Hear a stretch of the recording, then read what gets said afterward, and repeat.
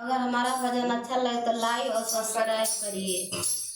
फुलवरिया में तोता बोले नमः शिवाय, फुलवरिया में तोता बोले नमः शिवाय, फुलवरिया में तोता बोले।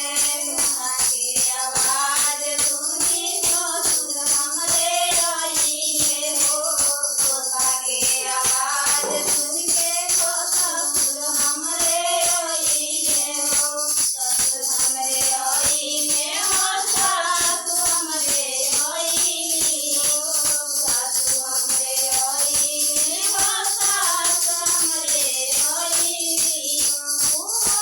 बोले लगली, बोले लगली नमः शिवाय, फुलवरिया में तोता बोले नमः शिवाय, फुलवरिया में तोता बोले नमः शिवाय, फुलवरिया में तोता बोले।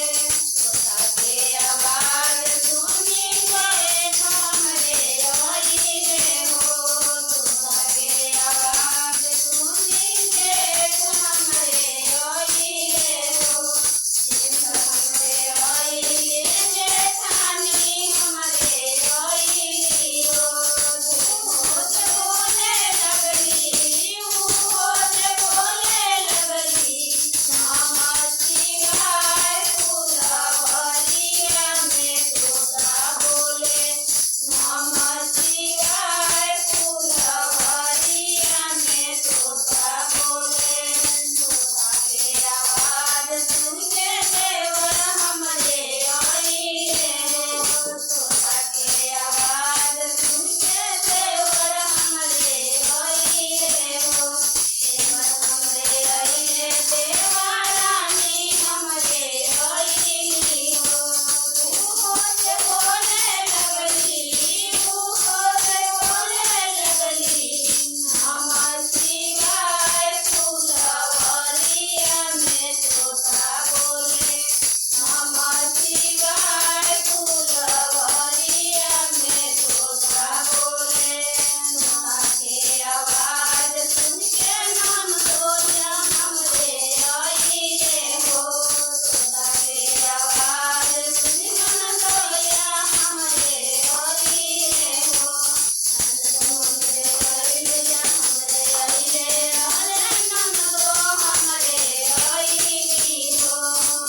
भोज बोले लगली, भोज बोले लगली नमः शिवाय, फुलवरिया में तोता बोले नमः शिवाय, फुलवरिया में तोता बोले नमः शिवाय, फुलवरिया में तोता बोले।